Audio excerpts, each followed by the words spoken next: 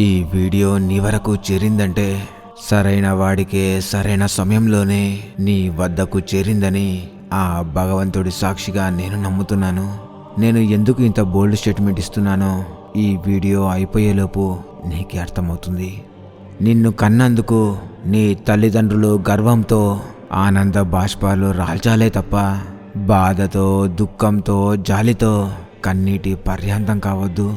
నీలాంటి వాడిని కన్నందుకు లోపల సంతోషపడుతూ తమ ఆయుష్ ఇంకా 10 ఏళ్ళు పెరగాలే తప్ప నీలాంటి వాడిని కన్నందుకు బాధపడుతూ తమ ఆయుష్ను 10 ఏళ్ళు తగ్గించుకోకూడదు.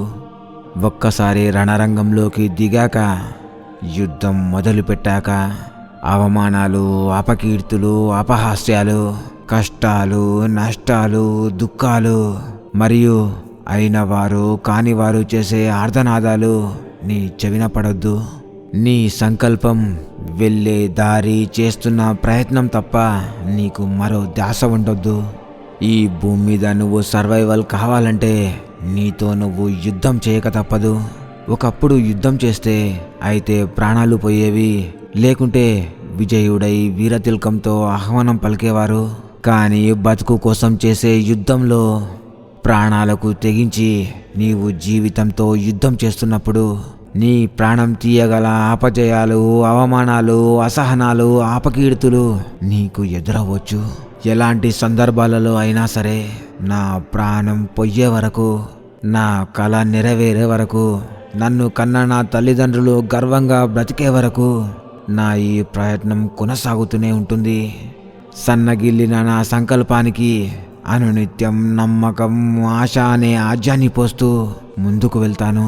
అంతేకాని ఎట్టి పరిస్థితుల్లో నా పోరాటాన్ని విరమించబోనని ఎవరైతే మొండి పట్టుదలతో, మొండి ధైర్యంతో ముందుకు వెళ్తారో వారే అపజయం యొక్క తలలు నరికి విజయం అనే కిరీటాన్ని తీసుకొని గర్వంగా తాము నమ్మిన వారిని గర్వపడేలా చేస్తారు.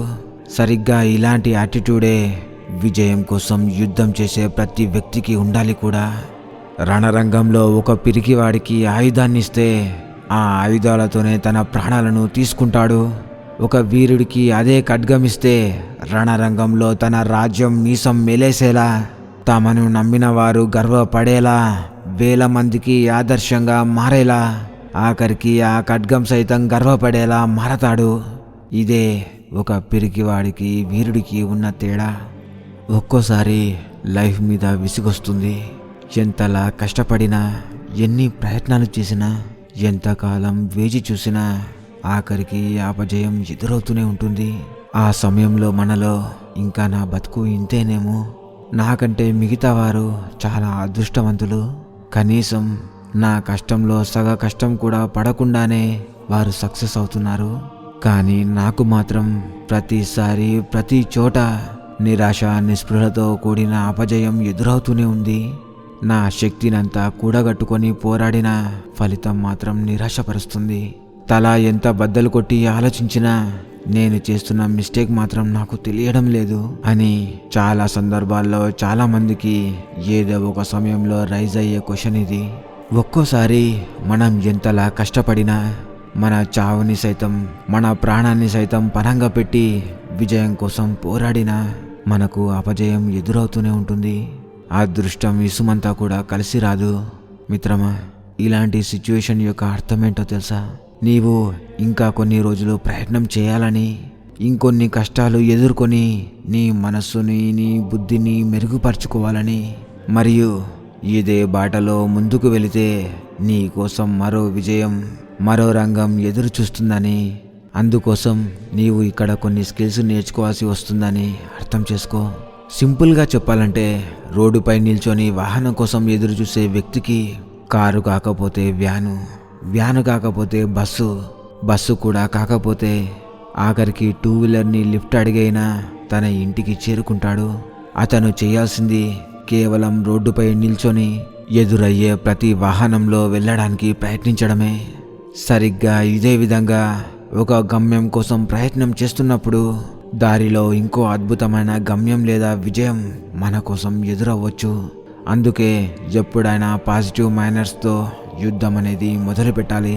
నీ గమ్యాన్ని చేరే వరకు ప్రయత్నాన్ని ఆపకుండా చూసుకోవాలి. ప్రయత్నం ప్రయత్నం ప్రయత్నం.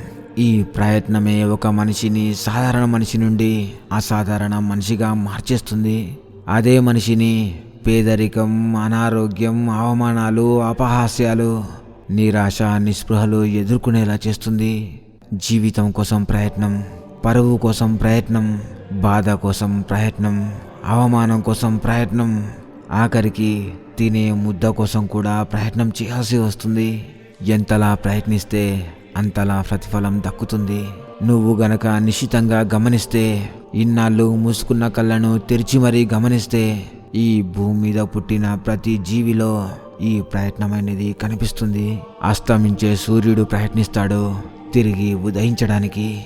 వీచే గాలి ప్రయత్నిస్తుంది ఒక గమ్యం నుండి మరో గమ్యానికి వెళ్ళడానికి.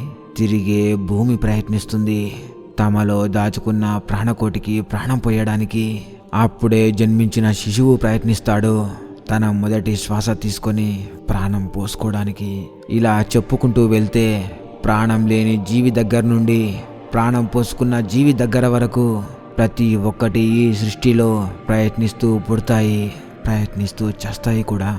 ఎవ్వరూ చేరని స్థాయికి చేరాలంటే ఎవ్వరూ చేయని ప్రయత్నం కూడా చేయాల్సి వస్తుంది. కేవలం కరిగే కొవ్వొత్తి మాత్రమే వెలుగునివ్వగలదు. ఎండిన ఆకులు రాలినప్పుడే పచ్చటి ఆకులు మళ్ళీ జీవం పోసుకుంటాయి. ఆశలన్నీ ఆవిరైనప్పుడు నిరాశ, నిస్పృహలు తప్ప సంతోషం నీ జీవితంలో కరువైనప్పుడు, నష్టాలతో, కష్టాలతో, దుఃఖాలతో, అవమానాలతో నీ మనసు మొరటుగా మారినప్పుడు, అప్పుడే నీవు నిజమైన విజయానికి అతి దగ్గరలో ఉన్నావని అర్థం చేసుకో. నీ జీవితం అప్పుడే మొదలవుతుందని అర్థం చేసుకో. భూమి మీద వేసిన విత్తనాలు ఎప్పుడూ మొలకెత్తవు. ఎప్పుడైతే విత్తనం భూమిలోతుకు వెళ్ళి ఒత్తిడిలో, ఏకాంతంలో, నిశ్శబ్ద స్థావరంలో సరైన బలాన్ని గ్రహించి ప్రాణం పోసుకుంటుందో, అప్పుడే ఆ చిన్న విత్తనం మహావృక్షంగా మారడానికి సిద్ధమవుతుంది. అదేవిధంగా ఒక మనిషి కష్టకాలంలో సరైన అవమానాలకు, అవహేళనలకు, అపహాస్యాలకు గురై తగిన గుణపాఠాలను నేర్చుకొని పరిపూర్ణ మనిషిగా, శక్తివంతుడిగా తన జీవితాన్ని మొదలు పెడతాడు. ఇది ఫ్రెండ్స్ ఈ రోజుకి ఇన్స్పైరింగ్ విషయం. మరో రోజు మరో సరికొత్త ఇన్స్పైరింగ్ విషయంతో మీ ముందుంటా. అంతవరకు సెలవు తీసుకుంటూ మీ స్నేహితుడు.